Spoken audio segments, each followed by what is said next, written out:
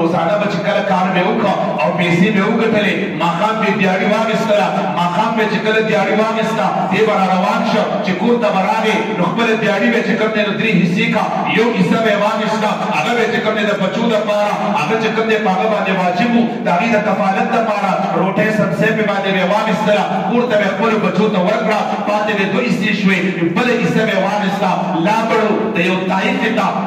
د یو طایفې دروازه به وواله د یو زناکارې دروازه به وواله هغې ته به یې ور ووهلو هغه به چې بهر راووتله پیسې به ورله ورکړې وایي ستا مقصد پوره شو ستا مقصد پیسې ګټل دی ستا مقصد دنیا ګټل دی تا ته پیسې میلو شوې وایي یو ما ته پیسې میلو شوې وایي نن دې ګورې دروازه بنده کړه چې نن چا ته دروازه کولو نه کړي ستا د پیسو مقصد و تا ته پیسې میلو شوې چې چا ته دروازه نن کولو نه کړي او نن یو مؤمن مسلمان سره بدکاري ونه کړي نن دې دروازه بنده کړه دې به خلکو لیدو خلکو به ولیدو لاړو د یو طایفې او د یو زناکارې ښځې دروازې ته ولاړ دی هغې له پیسې ورکړې دي هغې ته خلکو ولیدلو زموږ ستا پې څه ګمان دی زموږ ستا پې څه ګمان دی زموږ ستا پې دقه ګمان دی دقه ګمان دی زموږ ستا پې باندې هغه به دغه کار وکړه واپس به راغو شرابخانې ته به لاړو شرابخانې ته به لاړو شرابخانې ته به ودرېدو څومره شراب دي در سره یاره ما سره دومره شراب دي وایي دا شراب ټول ما له راکړه شراب به یې ترېنه واخېستل او هغه شرابو پیسې به ورله ورکړې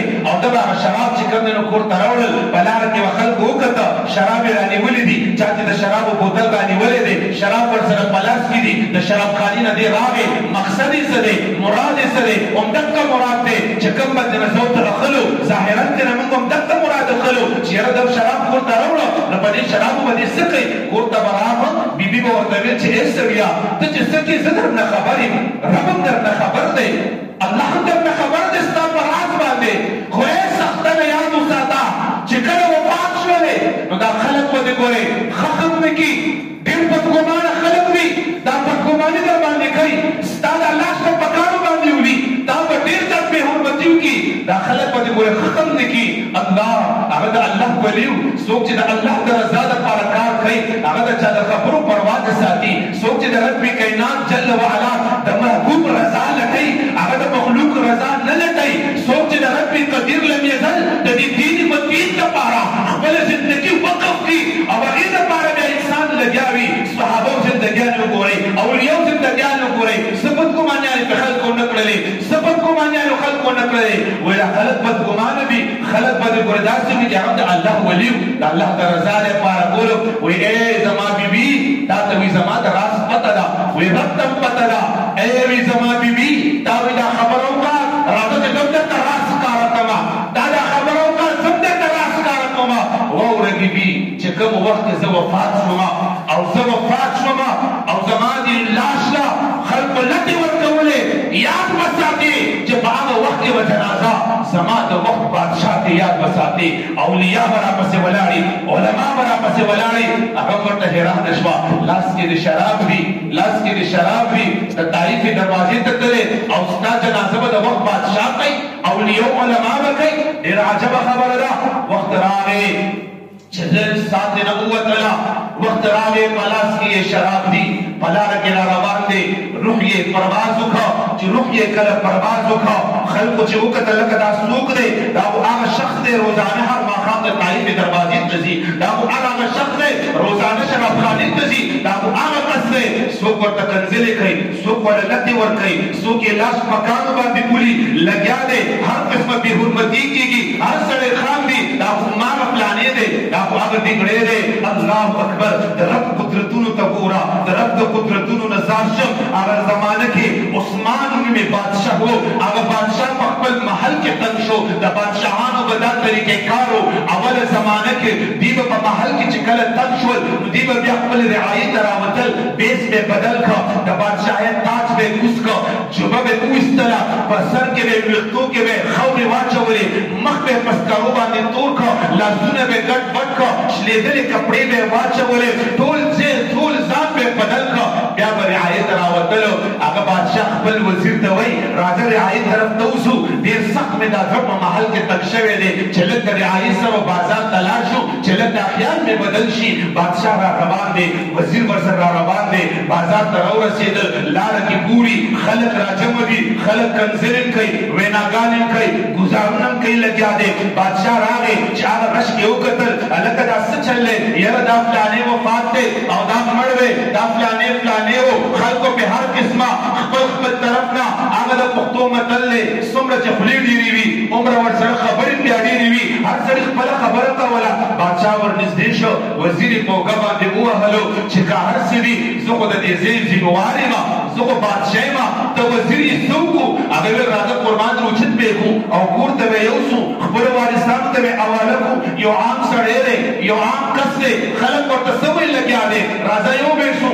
بادشاه چې بادشاه اوچت کړه هغه وزیر هم ورسره اوچت کړه، د کور دروازې ته یې وړله، معلومات یې وکړه دا فلانې کور یې دی. د کور دروازې ورته ووهله، د کور نه بیبي راووته. چې کله بیبي راووته او بیبي ورته وکتل د بیبي د خولې نه ووتل انا لله و انا الیه راجعون. رب کائنات په ذات او جلال باندې قسم وي د وخت او د زمانې خولې د دنیا نه لاړلو، د وخت او د زمانې خولې د دنیا نه لاړلو. بادشاه وزیر یو بل ته ګوري، خلک څه وایي، بیبي څه وایي. د انسان د راز نه خپله بیبي هغه خبر وي، یې مور او پلار خبر وي. دا چند کسان ډېر د راز نه د انسان خبرې د آخر عمر پورې بیبي ته نه زیاته خبر وي. بادشاه وزیر یو بل ته وکتل د دې دا خبره څونه سپکه نه ده، دې خبره کې دروندوالی شته، دې خبره کې دروندوالی شته. بیبي ته وایي بیبي راوړاندې شه، دا خلک څه وایي او دا ته څه وایي؟ خلک ورته څه ګمان کوي، څه اشارې کوي او دا ته څه وایي ورته؟ وایي او د الله په ذات باندې قسم خورم،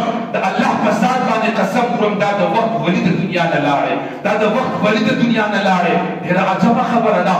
بادشاه هم په ډېر تعجب کې پرېوته. بیبي ته وایي خلک یې نثار د خلکو ودرېږئ، ستاسو خبره رښتیا ده او که د دې بیبي خبره رښتیا ده. بیبي راز بیان کړه، بیبي پرده اوچته کړه، بیبي پرده اوچته کړه د راز نه څه راز دی؟ هغې ورته فرمایي چې بادشاه دا خلک ورته چې کوم نسبتونه کوي دا دې په خپل ګمان کې ټیک کوي، لیکن حقیقت دا دی چې دې به په کومه شپه باندې د طایف دغه دروازې ته لاړلو، هلته به هغې له پیسې ورکړي. هغې ته به وویل چې نن به ګورې چاته دروازه نه کولاوې، چې کور ته به راغې رب ته به سر په سجده شو، د سترګو نه به اوښکې روانې شوې. رب کائناته پروردګار عالمه ستا د مخلوق نور خدمت نشم کولی، ستا د دین نور دفاع نشم کولی، نور مې طاقت نشته، نور مې وس نشته. نن په دې شپه باندې کومو خلکو به چې زنا کوله رب کائنات جل وعلا نن مې هغه خلک ستا د رضا دپاره نن مې د زنا نه بچ کړه. مخلوق ته ځان نشم ښودلی، مخلوق ته نشم مخامخ کېدی. هسې نه چې ایمان مې ظاهر شي، هسې نه چې ریا راکې راشي، هسې نه چې عمل مې ظاهر شي. رب کائناته ستا سره مې ټوله معامله ده، د دنیا عزت مې وساتې، رب د آخرت عزت مې وساتې. او چې کله شراب به کور ته راوړل سرونه به ترې کولاو کړه، په ټټۍ کې به ټول واړول، بیا به رب ته په مسله کېناسته، سره به سجدې ته لاړې چې واپس به راغې د اوښکو نه به ټول مخ ډکو، رب ته به په ژړا شو ربه نن مې دا عمل قبول کړې. نن چې کوم مسلمانانو به شراب څښل رب کائنات نن په دې طریقه باندې ما هغې د شراب نه بچ کړل، ما د شراب نه اوساتل او رب کائناته دا مې ستا د مخلوق خدمت وکړه. الله اکبر. هغې ورته ویل چې اوس یو علامه پاتې ده، هغه علامه څه ده؟ وایي دې د الله ولي به ویل چې زما جنازه به د وخت بادشاه کوي، د وخت بادشاه به کوي. اوس ګورم چې دا به څنګه پوره کېږي. بادشاه خپل مخ صفا کړ، اواز یې وکړه زه ملنګ نه یم، زه فقیر نه یم، ما دا شلېدلې جامو ته وګورئ، زه د وخت بادشاه عثمان یم، زه د وخت بادشاه یم. الله اکبر. د وخت بادشاه اعلان وکړه، خلک حیران شو. بیا جنازه تیاره شوه. د نن نه 300 کاله وړاندې د هغه ولي جنازه کې 6 لکه خلکو شرکت کړی.